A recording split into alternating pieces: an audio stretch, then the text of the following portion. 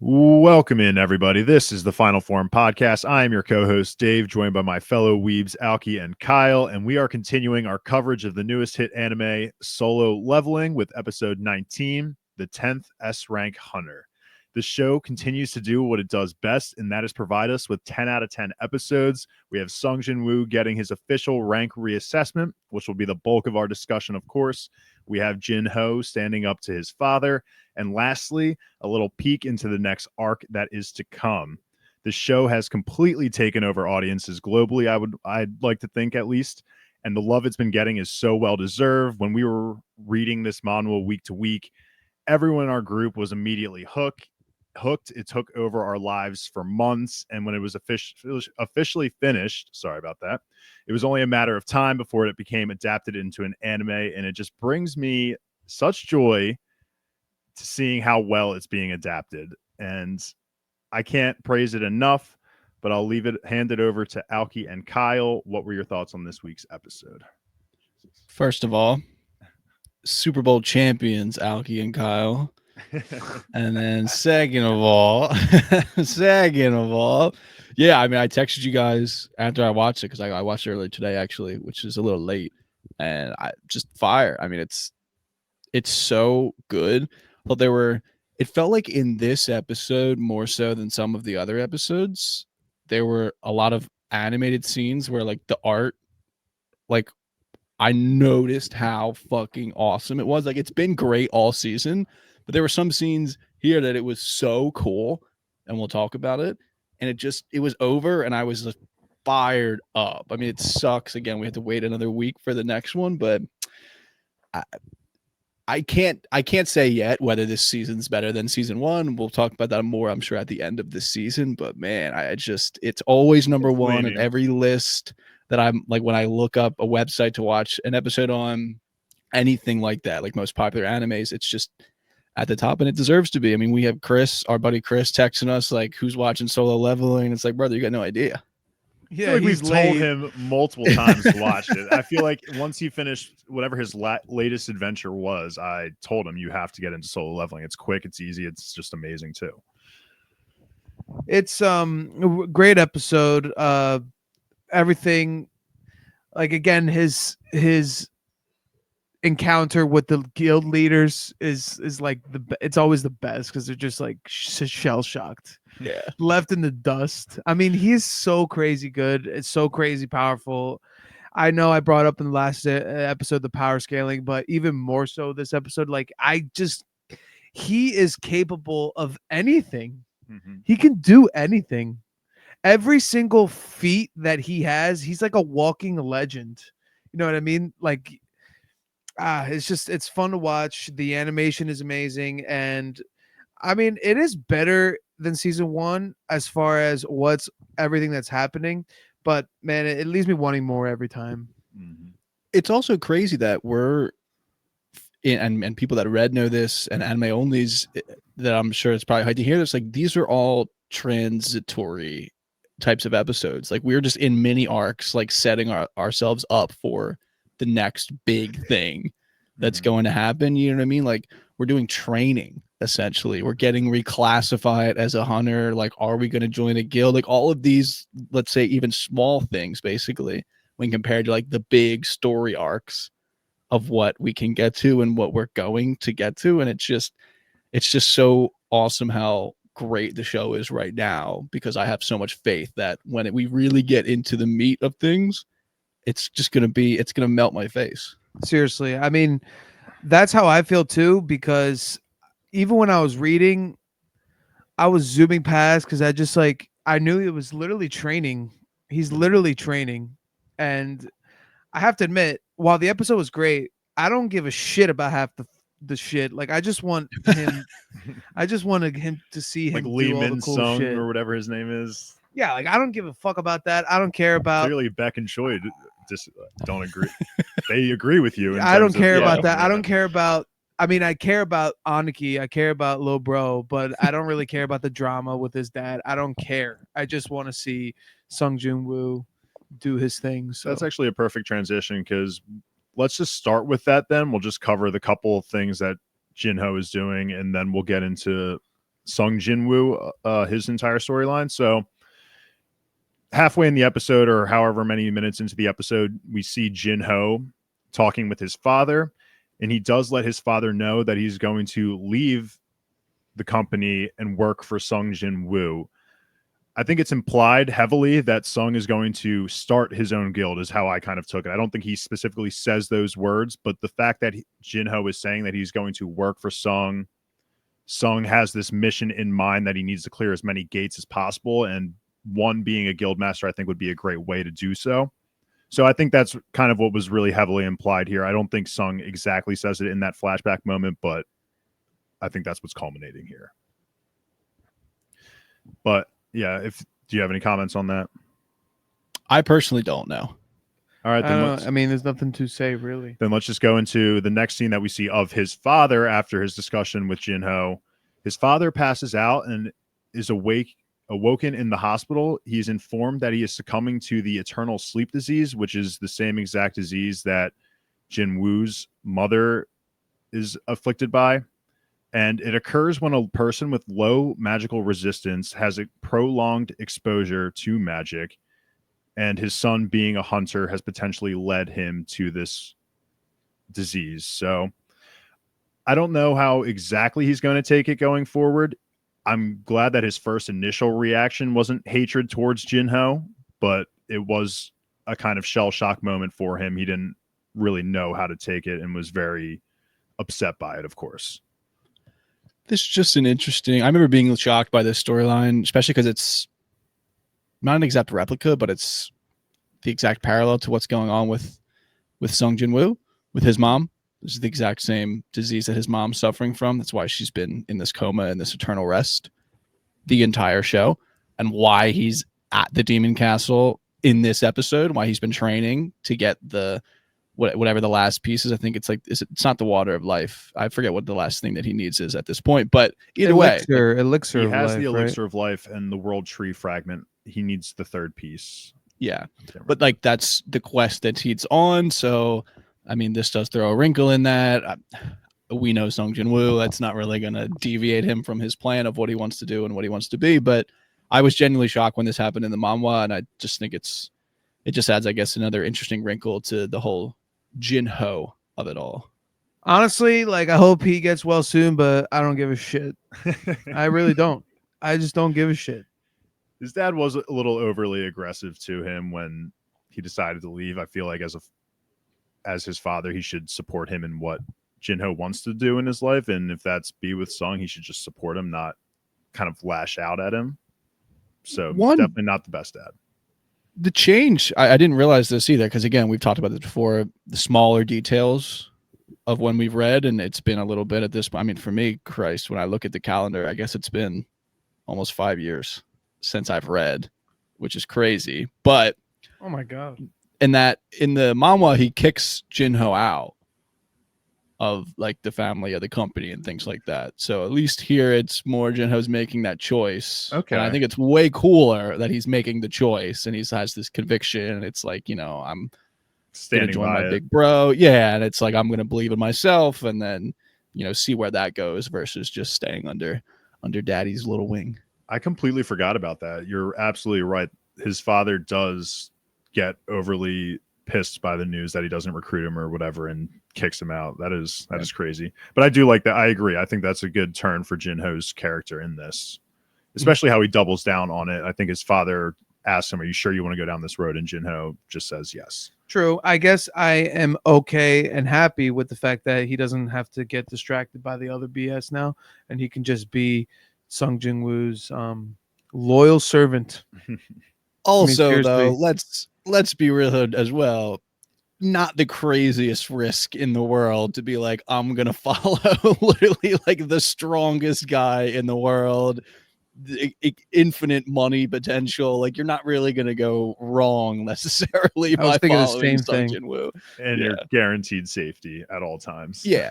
In a vacuum, obviously difficult emotionally to turn your back on your family like that, but like in terms of monetarily and like making a risk, like what he's gonna make of his life, like I think it's a pretty safe bet that Sung Jinwoo is the right horse to back. Yeah. All right, let's get into the bulk of this episode. We open with Lee Min-sung again. We find out that he is a famous actor. He is supposed to be assigned an A rank, and he is a part of the Reapers Guild, or is going to sign a contract with the Reapers Guild. We actually do meet the Reaper Guild master here. His name is Lim Tae. It's a brief interaction, but Sung Jin-woo's whole appearance is going to throw a wrench into this whole entire day for Lee Min-sung. We have Choi and Beck competing against one another to recruit Sung into their guild. I love how Choi makes the case that Beck doesn't need any more S-rank hunters in his guild, when I'm pretty sure the Hunters Guild, his guild, is the only one with 2 S-rank hunters. He said that, and I was like, that is a terrible argument to make. And he doubled Yeah, back. because Beck's boy isn't the S-rank healer that we've talked about, isn't an active hunter.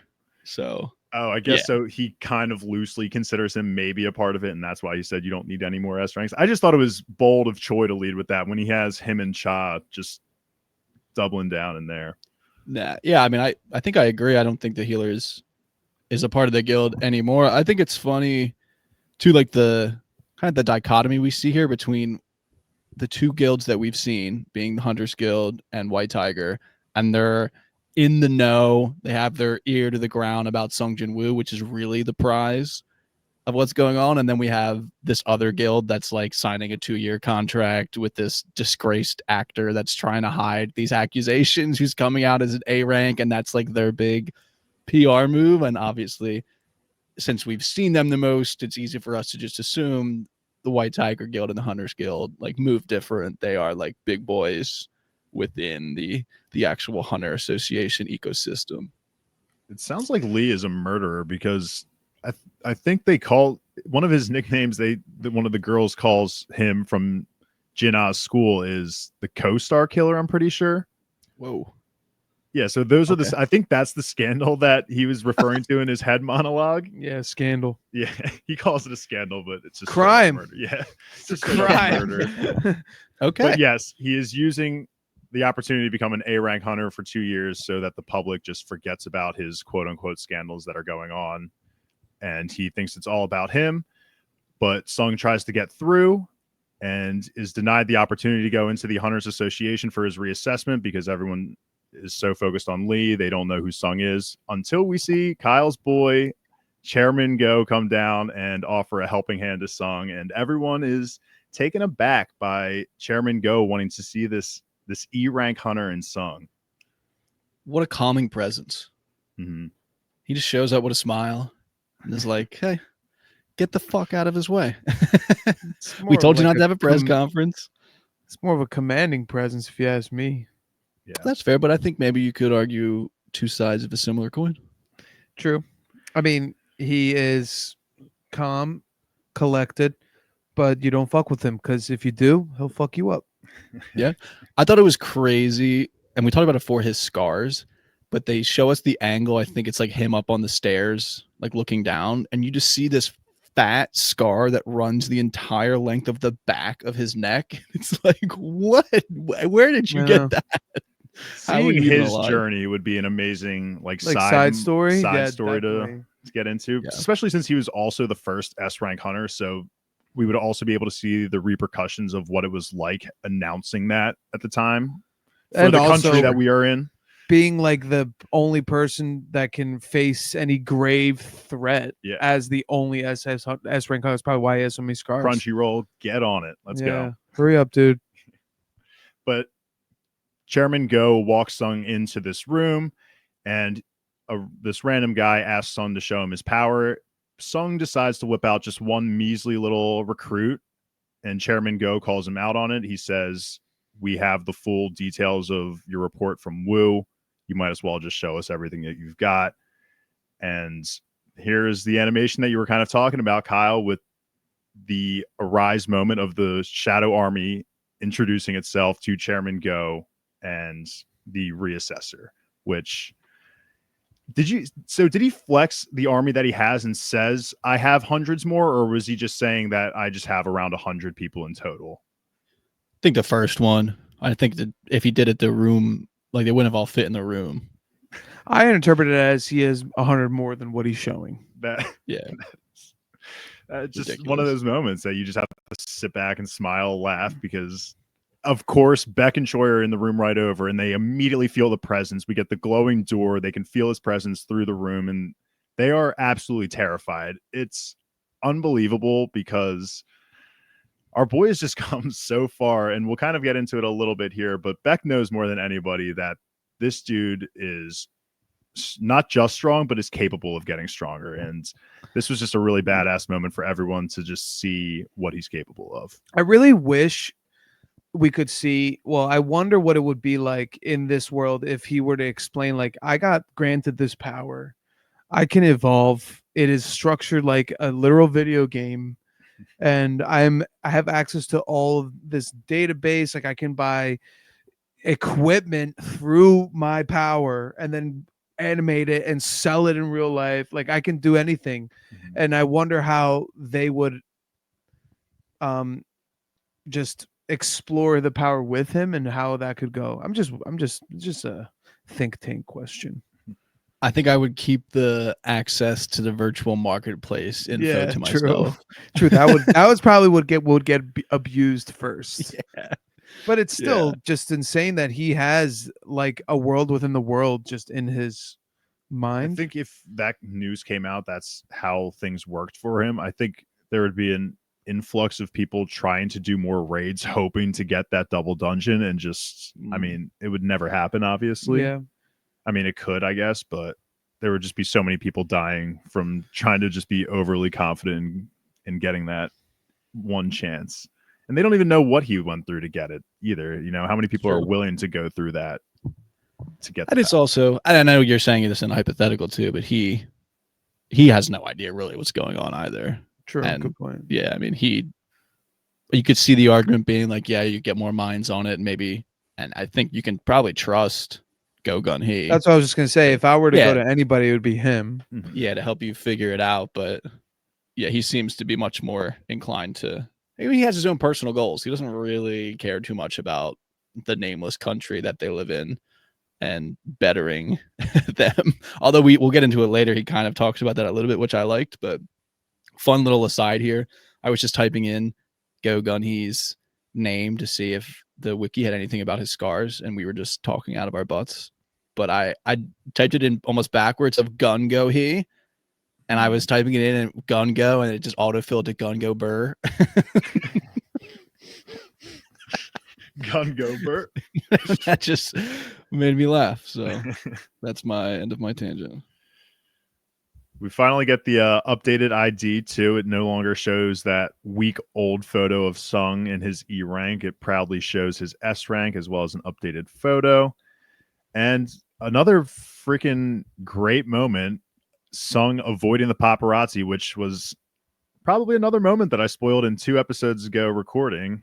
In that, because I was trying to, I think I had talked about this moment as well, how he's supposed to dodge the paparazzi, and he does that here, but you did. Yeah, I absolutely spoiled it. The people probably forgot, or I hope that just didn't recognize the call out. But this was, again, just another really badass moment because Sung is taken by the shoulder by Beck or whatever, who's still trying to recruit him and talk to him and offering him a ride back. Sung says that's not an issue. He doesn't need a ride and just dips using his speed. And the amazing part of this scene is Choi, of course, is impressed by Sung's speed and athleticism, I think was the word that he used here. But Beck is absolutely stunned because he knows, like I alluded to earlier, that Sung is getting stronger. There was no way that Sung was at this level when they first met, when he was leaving the Red Gate. And now he's completely overwhelming Beck. So I just remember this being a vivid memory in when I was reading, just because it was just so cool seeing these S ranks freak out like that. It helps you understand just how much he's grown in such a short amount of time. He is easily the strongest person in this country. Probably. I think so. Yeah. Already. The fact that Beck's eyes can't even follow him is...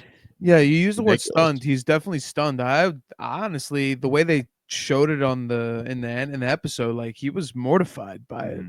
Like because the whole thing with this whole thing of being a hunter and the classes is you can't evolve, like you can't get stronger. Your ceiling is your ceiling, and he is breaking that rule.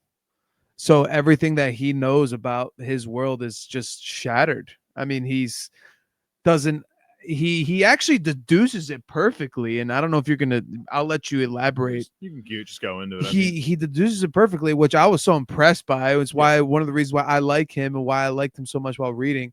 He hits the nail on the head. Like he's not just like a necromancer or a summoner. He has a power that allows him to keep getting better, and it's broken. And he deduces that just on like a few interactions with him. I mean, he's never even seen him fight, has he? No. I don't think so. It's just these. Technically didn't even see his power. He just felt his power. Exactly. So he just based on his experience, and it's a testament to his strength too, and experience in the battlefield, and like what he can deduce from Sung Jin Woo. It's pretty sweet. Yeah, I like Beck a lot. I love the concept of telling us and somewhat showing us that these two guys, being Beck and Choi, are some of the strongest people in the world, and then having them present for Sung Jin Woo's retesting and being absolutely flabbergasted by how strong he is. And it's just like, that's the coolest concept in the world. It's like in One Piece, you know, if like an emperor is like shocked at how much hockey you have, like all of that, like it's just the concept of it is so cool. And the second point I'll make, somewhat related to it, is that these guys are so otherworldly strong, like these inhumanely strong beings with magical powers. And the fact that they have like plastic laminated ID cards to be a part of the organization is so funny to me. I would lose that thing in a millisecond. And not like a hunter license or anything. It could be something it's more literally official. Just like it's like an ID card that I have for my job to get into my office building. It just cracks me up. Like, just give me some holographic something instead of this plastic laminated card. Even like a badge or something to flex. It's just his little ID picture at rank S. It just cracks me up. It's so funny. Now that Sung is officially S rank, he decides to go to the auction house to acquire some new items to help take out the remainder of the demon castle. At first, prices seem to be too high for just average quality gear, and the representative makes a stupid joke about how Sung can take anything he wants from within the glass if he is able to just break it. He goes into this whole spiel about how it's magically protected. Not even A rank hunter could budge it. Sung winds up and is about to smash the glass, of course, but the rep tells him that it was just a joke. But just the sheer aura of Sung wanting to punch the glass is able to make it crack. Just another moment from the manhwa that engraved in my memory. It's just so cool. Every episode is just, how can we show off Sung Jin Woo being a badass? And they just hit the nail on the head every time with how cool it is. Just his flexes, the animation here looks amazing. The aura, the blue aura, I love it. The animation was awesome. It was just so noticeably like refined and detailed, and you could tell like they recognized that this was like a very key scene to put this level of effort and detail into, and it just came across so well. And I was on the Reddit just looking around at what people are saying, and apparently this scene and then all the other, let's say, big like detailed animated scenes throughout this episode was all animated by one guy or one person. Let's say, I'm not entirely sure. Really? Yeah, Mitsuaki Hori, they say. The comment I'm reading right now says Mitsuaki Hori cooked with his solo key animation. Yeah. That's so crazy. And they even said like you can tell the priority that they gave like to the exact right moments that needed it. Like all of the shots that we saw that were like really well animated and detailed, like were the perfect choices to put like a lot of energy into. And this scene was amazing. Definitely. And it turns out that the items that he purchases in the store from his power, he can also just resell, but in real life value, they are worth so much more. So he finds out that he can sell a lot of his old daggers and gear pieces for just insane amounts of money. He, at the end of the scene, he says, "Can I use the bathroom?" Is that because he's just going to go into the bathroom and then just pull out all this gear and then come back. That's and, what I thought. Okay, I was at first it totally went over my head that he said, "Can I use your bathroom?" and we just don't get it addressed. But that's exactly how it was meant to be taken. Infinite money glitch. Just the great. I mean, again, what else can he do? What other advantage can these powers not give him? But it's in a way that sometimes it's hilarious, most times it's badass, and I just have no issue with it ever. It's just the best. I mean, the OG knife, Risaka's Fang, got sold for whatever it was, hundreds of millions, and that was just like a B rank knife. But I'm gonna miss that knife, man. That knife saw some shit. It conquered a lot of bosses. He earned that knife too. Stabbed a lot of people in the eyes. That's just his go-to, you know. And then the poison, the poison and bleed effect combo from that dagger, it was nice. It was cool. But he does not need to sell the Orb of Avarice with this information, so we know he's going to hold on to that. And it is now the next day, and his sister Jinho is just kind of freaking out about the media that's been going on outside of the house with his announcement of being an S rank. But Sung Jin-woo does let her know that he's going to be going on a week-long job with Jinho. Jinho won't actually be going, but it's just extra cover-up just in case anyone asks. But another really great moment here, Sung Jin-woo using his shadow army to provide protection to not only Jinha, his sister, but also the neighborhood. Just is able to leave shadows with people, which is a new part of his power I don't think we've really seen yet, I don't think. So also broken. It's funny you say that too, because when I first watched the episode, I rewinded and I was like, did I miss something? Where like I thought that they had mentioned the skill itself. Not totally arsed about it. I mean, it's cool. I love the idea of it and the concept. Again, the animation of him like sitting on the roof and then like all of the shadow soldiers being there and then like spreading out. It just looks fantastic. I mean, it's just so cool. And I love the quote or whatever it was, the line when he's saying like talking about contributing, like, is this contributing to society or whatever like that? It's just funny to see. Because like I said, and like we've talked about before, he's very one-track minded in his goals. You could say for sure that he's selfish. So this is an interesting aspect of his powers that allows him to kind of do more than just that. And now that we know he's pretty much a celebrity, like everyone knows now that he's S rank. I loved those shots of his old squad, like seeing him on the news and seeing that he was an S rank. You know, like that was really nice to see, and that was cool to see. But I mean, it's all out there now. There's really nothing he can do to hide from it. So we'll see. Is how that changes. Mentioned in the manhwa that it's a specific skill that he's able to leave?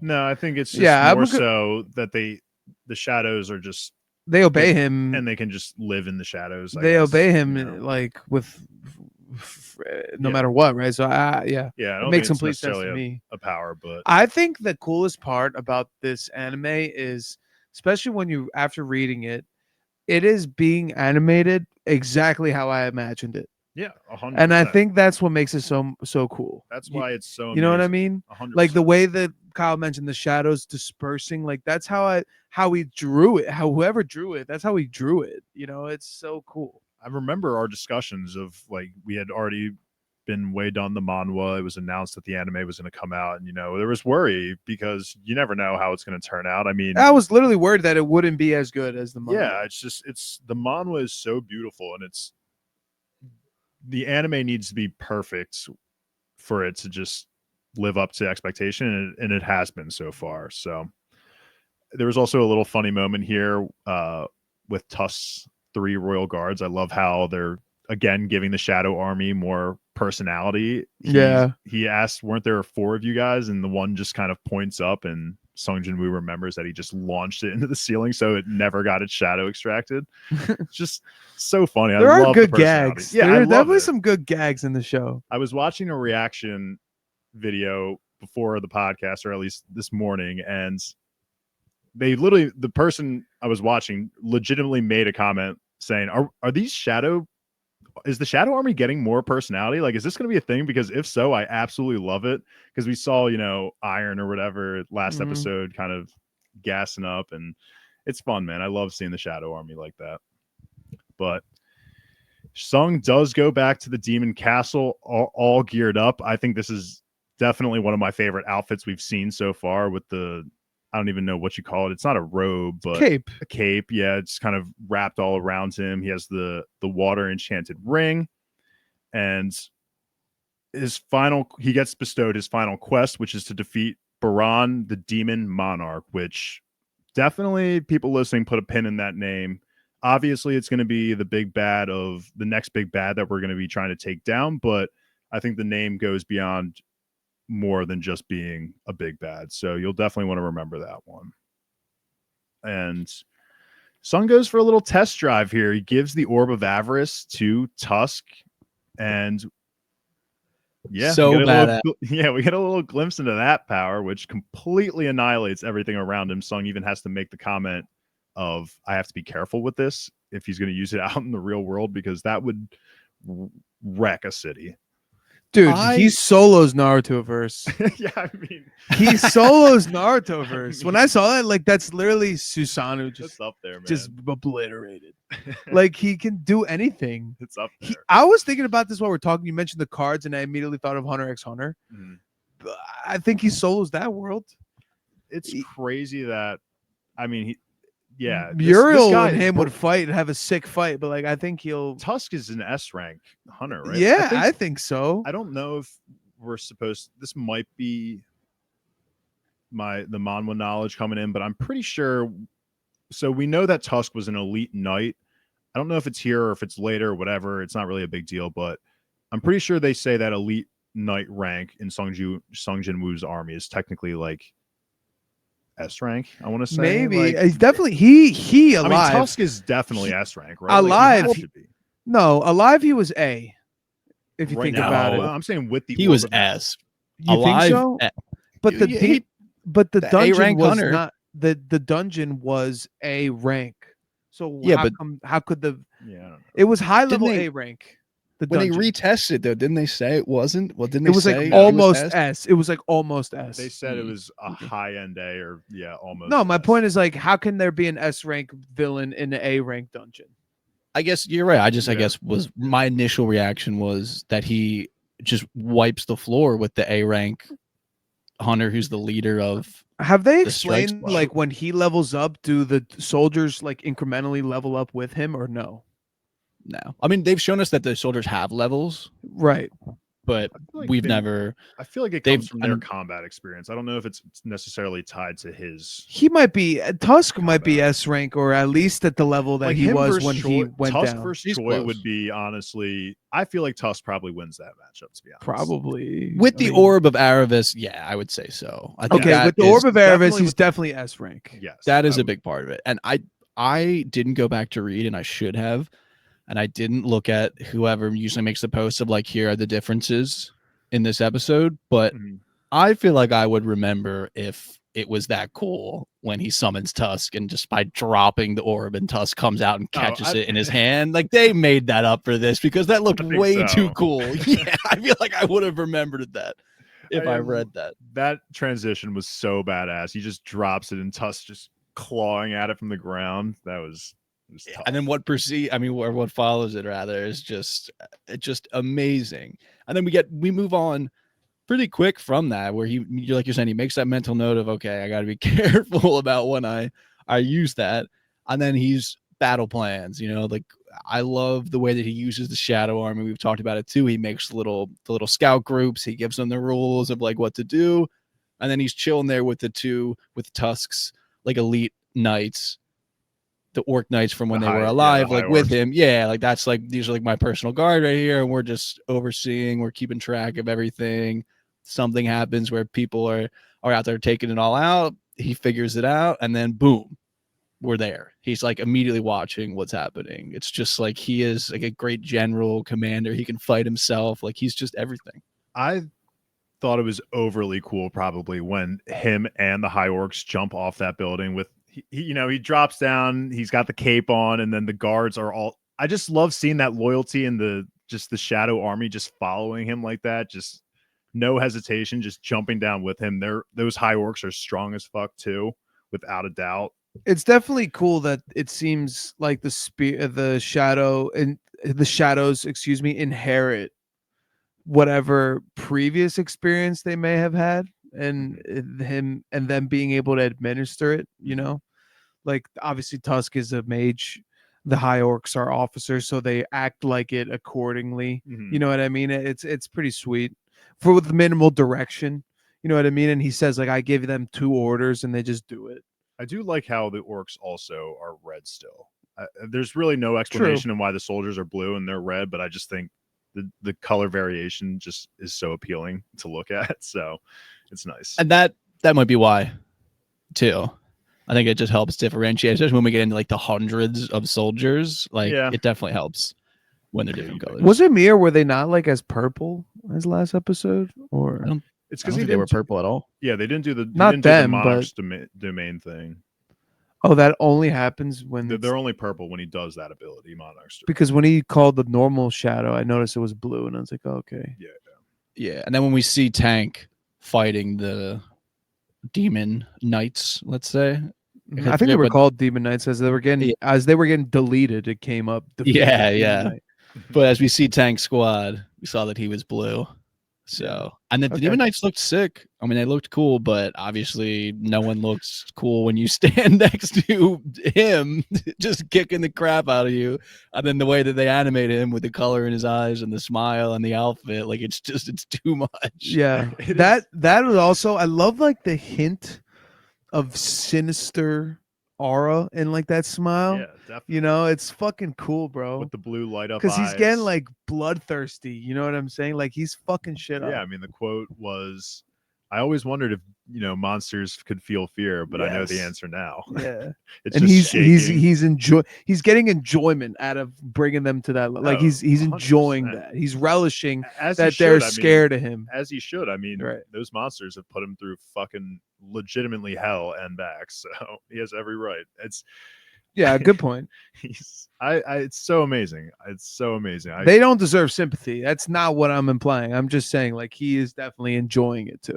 Look, Sung is just a top 3 main character for me of any anime of all time. It's just See, like I think he's awesome, but I'm not gonna dive into it. I just think I could put 3 in front of him at least. I mean, Yeah. I will. He rule of has no cool, depth he's, really like, as a number 1. character because it's just I need to get stronger. There's no, Yeah, you said no it. I didn't depth. want to say it because I don't want to knock it. Like but this there is just my kind of character. It's just he's awesome. cool, just the strongest. There's certain depth elements that make other characters really great that he's not saves having, people, but that too. He's got some badass. nah, moments. he's cool. He's We've gonna got time. develop. Yeah, he's gonna develop. I'm just saying. Better than Gon. I mean, You know I'm a diehard Hunter x Hunter guy too, and I have no problem. you would put him above Gon. as a like- one of my favorite MCs of all time for anime. You're not saying that at Absolutely. this point in the story. You're saying like having finished the webtoon. Oh, okay. Well, yeah, finishing the webtoon. At this point in the story, top 5. Okay. What about Jinho Ri? Oh, that's a good one though. I mean, it's only because I didn't fully get into that and I'd never finished it Yeah, that's fair. That's fair. but I'll never forget the song strong guy, I'm the strongest guy. Dude, I don't know. Jinho Ri 2 is awesome, and he definitely has way more depth. I mean, than Luffy's Sung number Jin-woo. 1. Yeah, Luffy's number 1. That's, Goku. yeah, no Sung question Jin-woo. there. I think Sung's probably better than Naruto. I think a lot of people would Bro, kill me for come that. on. Hey, that's his take, though. That's his Dude. take. And I was Crazy, dude. Naruto is what got me into all this. Naruto got me into all this, and I just Yeah. Sung You're is glazer, just my bro. character. I just love how strong he is and how everyone What about- is just completely shocked. What about the guy on your shirt? Saitama. Saitama. I love Fair. Saitama. Saitama's up What about there. okay? Well, actually, the question for you would be what, He's the Garu? same mold. He is also the same mold of just broken. Yeah, except he's dumb as bricks. Garu's. Yeah. I don't even know how they're. I think how it's say it in my Garu. head. Garu. Yeah, Like I would he's say more of Kill- a mold for you. Yeah, like Killua. He like does more love than Garu, Gon though. from Hunter x Yeah. Hunter. I'm sticking to MCs because there are a lot of times where I find the side characters to be Cooler. Yeah, Yeah. definitely. That's That's common. fair. This Jujutsu is Kaisen, probably Gojo. unique. This is probably unique, and there's still some characters to be introduced, but this is one of the only animes where you could say that undisputedly, like the main character is the coolest. Yeah, like The he coolest. oozes Riz. He oozes Like Riz. some of the best side characters are his fucking soldiers. There's one more guy. It's probably I know cool. that you like one guy in particular, but some of the coolest Just some of kidding. the coolest characters in the anime are his fucking soldiers. Yeah, Yep. and they don't say a word. They don't say anything. They don't say anything. One last thing, just to end things on, is the scene with the ant. We see two random hunters patrolling the beach, this random beach, and they do come across an ant that we saw earlier in the episode that was flying across the sky. So Fire me up. Yeah, I mean, it sucks because I know we're probably not getting there till next season. It's probably going to end at the precipice. It's so annoying. I hate thinking about that.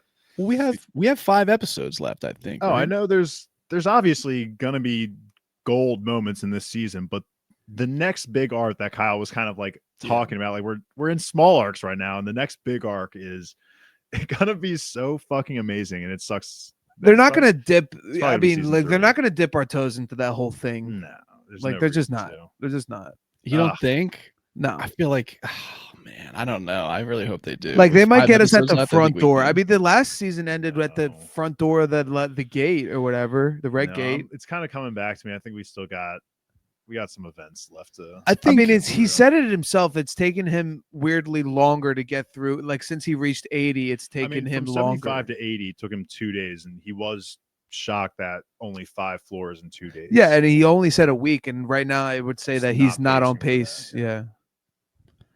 I mean, we're. I don't know, man. I think we're close. I I think don't we're even know gonna if the be. Demon Castle really wraps up freaking next close. episode. It might take 2 more episodes. No, it probably wraps up next. I would think that I would Either like. way. I'm assuming, not even saying because I know shit. Like I want a whole episode of him fighting. Yeah, I mean, I want a whole episode of him fighting. I better get that before the season ends. I think that might be next episode. That's think cool. it'll with probably me. be next episode. Yeah. If not next episode, Definitely definitely the one following after. one. Yeah, because I mean, we can just name drop it. I mean, Baran is the next goal, and that is what we're alluding. Well, to. he mentioned it Yeah, but- himself, didn't he? There's not a ton, and again, I don't think I wouldn't classify this conversation as a spoiler at all, but there's really not a ton between where we're at now and the ants. Like the Yeah. ant was in this episode for a reason. I think we're gonna meet a lot more characters by the end of this season. If they could Let's do just go what I into the think, spoiler if, talk. if- All right, we're just gonna. All right. right, for people that are watching only, we are going to now talk manhwa spoilers. So now let's talk about it. you think that they're going to introduce the countries people before the end of the season?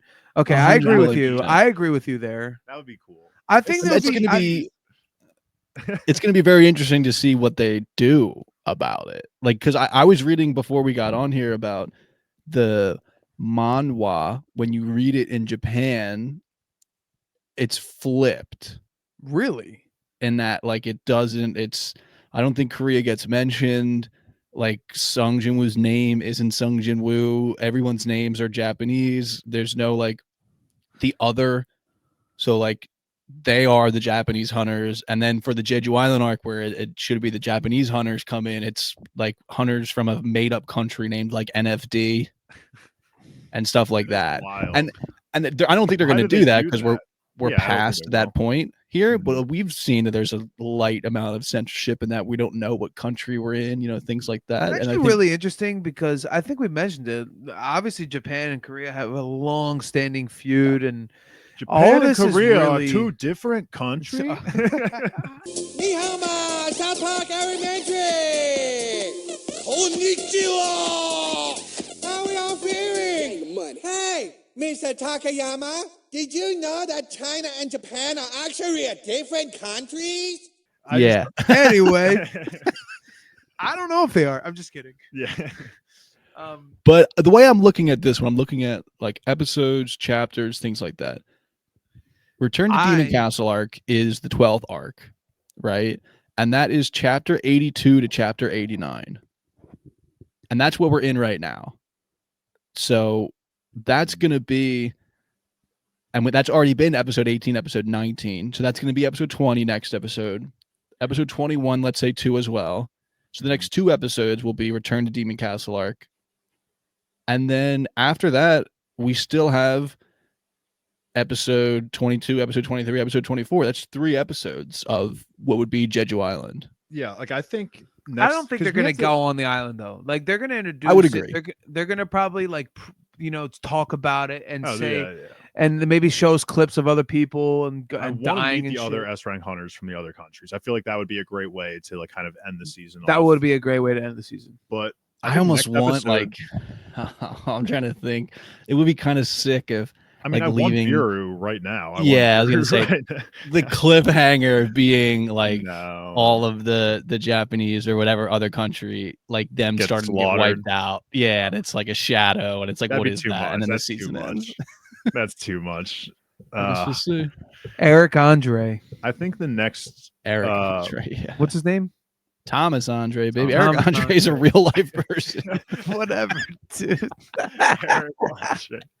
Eric Andre. I thought you were purposely kidding. That's I think the next episode's kind of it's got to be a lull, I think, because we have to get the reveal that the demon knight here that's alive is the girl. We have to meet her father. He has to explain the layout of the whole demon castle and what the history of the demons is. I think the episode will end with probably Baran's introduction. Maybe they'll fight a little bit, but the whole battling of Sung Jin Woo, I think, on the dragons and everything will be the 2 episodes from now, probably. If I had to guess, I would love to see it all kind of crammed into next episode. Would I? I don't know. Probably. I could see it being 2. You're right. I think 2 smart, and then, but still, I mean, we're getting beginning of Jeju Island. I don't exactly, again, remember like what the first, let's say, 6-ish chapters of Jeju Island are, but I think we're gonna get them. The first maybe 6 to 8-ish chapters. God, I Of want that arc. Biru right We're now. probably getting it. I want Biru so bad. I also we're still in the spoiler talk, so I don't mind talking about this, but I also forgot about like the ultimate shadow guard that comes in way later down the line. If you guys even know who The I'm dragon? talking about. No, it's a person like Belrion or something like that. Yeah, you guys don't even remember. This guy popped up on my timeline because it was a video on TikTok or Instagram for me that it was Sung Jin Woo's 5 strongest officers, and the tease of the video was Oh yes, I know who you're talking about now. yeah, because the tease It was like the video showed original. Biru at 4, and I was like, Biru at 4? There's no fucking way. And then I kind of watched. He considered the dragon that he awakens for like 2 seconds to be part of it. That would have been 3. Doesn't count in my head, but yeah, number 1 is basically the Shadow Monarch's OG Yeah, guard. like his Biru, his Beru, his his Egress, yeah, Egress, whatever, yeah. He gets it so late though. He gets it so late, but this guy, I barely this- remember this. yeah, he's the strongest shadow of all time, is what he's known as, basically. I think Sung Jin Woo needs to unlock the Shadow Monarch's memories in order for him to gain access to him or something. Oh like right, that. because at one point when he like merges, he gets the whole Yeah, he army. gets like the whole package. He gets to like, awaken yeah. all of the old Yeah, like, shadows. there's a fucking like gate of Sung, like a gate appears and everyone thinks it's evil, but it's legitimately just Sung Jin Woo's army. Oh my god, dude! It's like Dude, It's like That's stupid. literally- It's like so stupid what's yeah. going So like what's gonna he happen. gets so strong, and we're When we season already 3 there. starts, it was from season 3 to the end of the show is Oh going yeah, to be that is like the story. insane. Yeah, It's gonna be and insane. we are already at our minds barely being able to process how strong Sung Jin Woo is. He's just like halfway there, maybe. Like, And speaking real world, the show is like one of the most popular. It's like the most popular show coming out right now. Let's say, at least, like I'm saying, on all the sites that I'm seeing, it's Yeah. like number 1, whatever. It is gonna. I can't imagine it doesn't just explode when we get into season 3 and beyond. so It's got to. I don't know if you guys did you guys ever read like there's the 10 chapters after. It's actually called like Solo Leveling Ragnarok. Sung Jin Woo. I think I read like 5 of them. If this blows up, I would love to see that get adapted as well. Fuck it. It's like 10 chapters. It's not even, but it's like Sung Jin Woo's kid who, It's a of movie. course, is just broken as well and just kind Really? of Okay, inherits- I don't know that then. You don't- I don't know about His name that. is Sun Ho or something like that. You don't I don't remember know this? about that. Oh yeah, it's like it's kind of like Alice in Borderland. How there's like another RE. there's like the stuff that happens after the actual story. We're at 50 fucking minutes here. I was gonna say this is the first time we've done a spoiler talk in a minute too, but this was a good episode, man. This was. I mean, it definitely. It's like we're our feet are in. We're locked in now. Yeah, We're locked in. Finally, I don't give a shit about the fucking dad. I don't give a fuck. I really don't, dude. And I don't remember shit about it from reading. I don't care. Tell. I don't care now. I don't care. Just end it. Yeah. Let's get on. That was BTA. how it was when It's we the were reading. It was BTA. just always we only care for Sung Jin-woo and what he's doing. When I'm not talking about Sung Jin-woo's dad. I'm talking about no, I know. Jinho's I'm dad. just saying, I agree. Like, but when I'm saying when we were reading, we only ever cared about Sung's storyline. Oh, yeah. Like, it was never. Obviously, the side stories you need to have them, but Right. Like I like the anime for letting me. It's forced me to use attention cells or whatever into dumb shit that I don't care about. But overall, it's like finally we're getting into the cool shit. And once we hit the ants, forget about it. Definitely some allegories now to Hunter x Hunter. I'm thinking about it. Literally like the ants. Yeah, Chimera definitely. ants. Yeah, there's Damn. a lot to cross over. I guess that went over my head. Anyway. Hunter x Hunter is the OG, man. It's one of my favorites. All right, that's going to be it for today's episode coverage of Solo Leveling. If you like what you heard, give Bingetown TV a follow on all of our socials, Twitter, Instagram, YouTube, and TikTok. Be sure to join our Discord, which is linked in our episode description below, and chat with us about everything that you're watching with us or anything that you're currently watching and want us to know about. We're also going to ask for you to check out our newest Bingetown TV feeds called The Core, which is covering all of the newest Apple TV shows, which is Severance. We have Binge Empire, which is currently covering Dexter. And then we have the Unreal podcast, which is currently covering Traders. Lastly, for all of our podcast catalog, check out bingetowntv.com. There's a nice alphabetical list of all the shows we've ever covered. So it's the most organized place to hear all of our podcast coverages. And once again, we are the Final Form Podcast, and thank you so much for listening.